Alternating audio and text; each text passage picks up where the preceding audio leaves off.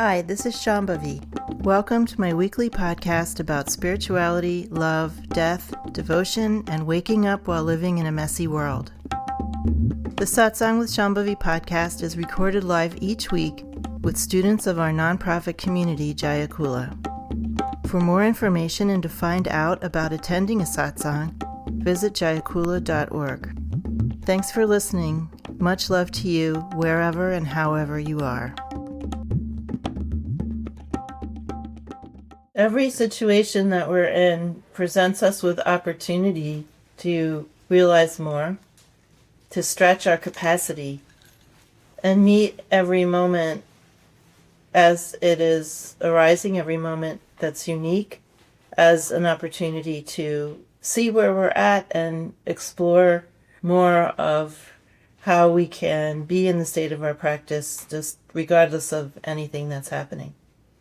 So I wanted to address something that I saw online, which is like super typical, but it was on the Facebook page of a very well-known spiritual teacher, and it had a picture of this person on the page, on this post, wandering around in the woods in some robes, and it said in the caption, "In these troubled times of cruelty and etc., sort of not mentioning anything specific, I'm grateful that I can go inside and find whatever it is they find inside." I can't remember the exact words, but it was basically saying, using this time of cruelty to go inside and find peace and calm and whatever it is, and then with a picture of themselves. This is not stretching yourself. This is not meeting the moment. This is not doing the work that spiritual life, really of any tradition, this is not specific to Trika Shaivism or Dzogchen. In fact, I would say that the tantric traditions are actually more prone to thinking that spiritual practice is about having some experience in yourself and accomplishing some particular state for yourself. I would say that we're actually more prone to that kind of thinking, and that many other spiritual traditions are more oriented, at least on the surface, toward caring for others and being compassionate and being a effective actor in the world. So I would say that my take on Trika is maybe in the minority. My take on spiritual life as being about being for others is I'm probably in the minority. Yet, we see online lots and lots and lots of people who are practitioners and yoga teachers and even very highly regarded teachers in Buddhism and Zen, etc., taking this opportunity to simply retrench inside and do this kind of spiritual self-care. This is not stretching yourself. This is not what the moment calls for. This moment is calling us to care about others, to see how our practice actually looks in real and outside of ourselves. It's calling on us to be less self-concerned and less self-involved and less wrapped up in our own worries about ourselves. Because, of course, in our cultures, worrying about ourselves is an Olympic sport.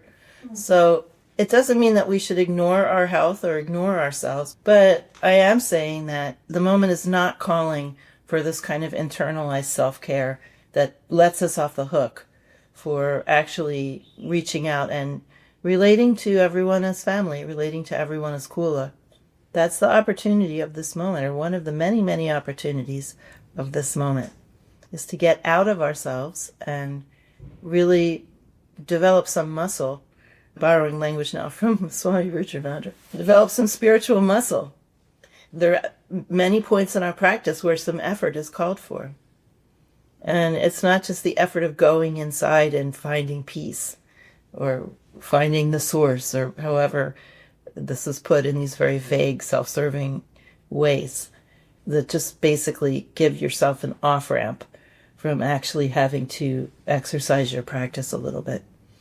I just wanted to say that because it really struck me. I mean, I've seen these things so many times over the last couple of years. I'm not singling anybody out, but for people in this community and people who are my students, this is really an opportunity to, okay, where is my practice? How can I feel for people and be for others rather than just being wrapped up in my own issues, my own problems, my own bad feelings, my own health, my own whatever? How can I stretch myself a little bit? And of course, in the example of what people in Gaza are doing, those of you that have been following, the incredible resourcefulness is one of the most pronounced things about what this group of people is doing. Incredible resourcefulness of how to survive under the most harsh conditions that we can't even imagine, and how to take care of each other, to continue to take care of each other even in these absolutely horrific conditions. So when we look at that, we're being called out by wisdom to actually do something differently, to stretch ourselves a little bit, to be a little outside of our comfort zone, and to have our practice really mean something, not just for our own feel-goodness. What you said reminded me of something I've been experiencing lately. Recently, I did some work for a carpenter, and it's the first time in a long time I've had to perform in front of another person. And I really forgot how uncomfortable that could be. And it was probably the most uncomfortable week I've had in a really long time. But also it was kind of a gift because I'm starting to look at how useful in that context it is to be out in the world, and how much that helps me reflect on my practice and try and grow in that way.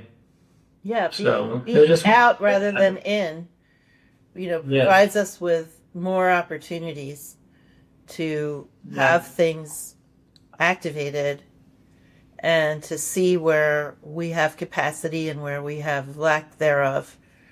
We don't just surprise ourselves with how uncomfortable we feel in situations that we're not as in control of, but we also can surprise ourselves with how much we have to give or how much capacity we have that we hadn't realized that we had. So it could go either way, really.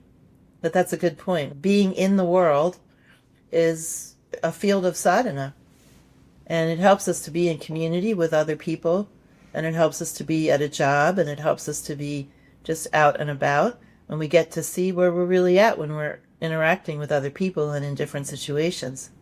We create cocoons for ourselves, then we don't get as many opportunities to see what's really going on for us. And we also don't get as many opportunities to give, obviously. Ma said an interesting thing once. She said, if you have the capacity to be a householder, you should do that. In other words, almost saying ashrams are for people with less capacity. I don't know if that's what she really said, or if it was, it sort of hinged on a couple of small words that could have been mistranslations, but still I think it's a good teaching that it does in some sense take more capacity to be out in the world being a practitioner, with all of the ways we get rubbed the wrong way and get into situations that are not routinized and not familiar. That can be really helpful for us, and also difficult. There's this Zen teaching that's the oneness of giver, receiver, and gift. Yeah, this very central teaching about the self is the giver, the self is the gift, and the self is the one given to. Basically what that's saying, those are the three poles of dualistic experience. And it's saying that the person who's the subject doing the act and the thing acted upon are all the same self, or all those roles are all being played by the same self, and that the self, this alive aware reality, is producing dualistic experience, is producing this experience of one and another, of the multiplicity. But it's interesting, this teaching is always given not just as this sort of clinical how we produce this experience of duality, but it's always given in the context of yagya, which means ritual, some sort of ritual offering.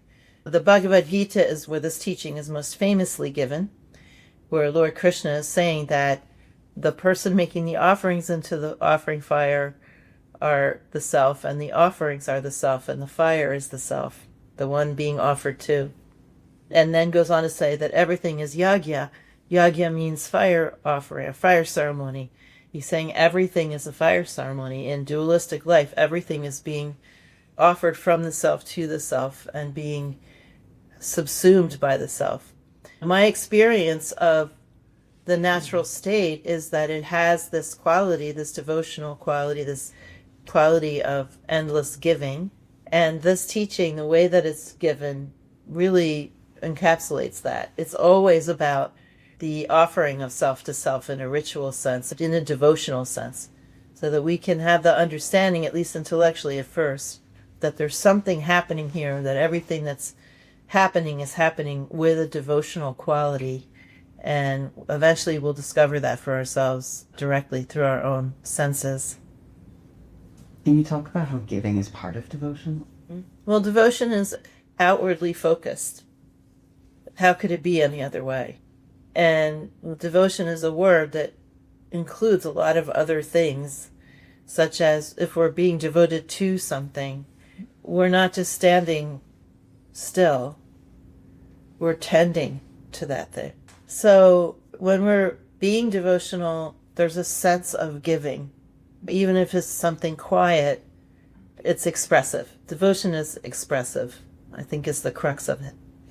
It causes us to want to express something. We have a desire to express devotion when we feel devotion. And that's a form of giving, or probably the essence of giving. Can you talk about the receiving part of that too? I mean, I feel like there's so many teachings that are on the giving devotional side, but not on receiving devotionally. Mm-hmm. I think that people's capacity to receive acts of devotion directed at them is very varied. And of course, the most beautiful thing is when that can be understood and received in a very graceful and smooth way. But that doesn't always happen. There's ways in which lots of things can interrupt expressions of devotion so that they're not received as you would wish, or people are suspicious of you, or they just don't feel it. It's like pouring water on someone with a upside down pot on their head. But you just keep doing it anyway, right? You just keep being yourself. If you feel devotional, you just keep doing it. And there's nothing really more to say about that. Sometimes we're able to discern whether someone's going to receive what we have to give. And if we discern that there's not a possibility of giving in a situation, then that probably isn't the situation for us. That's for me anyway. If I'm in a situation where people don't want what I have to give, I don't actually feel I have anything to do. There's nothing for me there. So I'll tend to just back off. But sometimes people are initially like, but then they soften up and they feel the sincerity of it, and it's really beautiful. So there's a lot of different circumstances about receiving. And I think one of the things that impacts that is this isn't a very devotional culture. And so expressing devotion is often seems a little weird. But we should do it anyway, because giving ourselves an opportunity to give is going to really help us. And it helps other people when we let other people give to us. So sometimes people in this culture have this feeling like we shouldn't get help. We should be very independent. And so they're reluctant to be given to. But actually, letting yourself be given to is also a form of generosity, because it's really beautiful for someone giving to you if they feel what they want to give is received and appreciated. So it's not always a kind thing to refuse what someone has to give, unless it's just entirely manipulative and inappropriate. I mean, there's so many different permutations. You just have to do your best feeling them out. But I do think that we have impulses to be generous, to be devotional, and we don't follow them because it's just a little weird in this culture. But we should follow them more.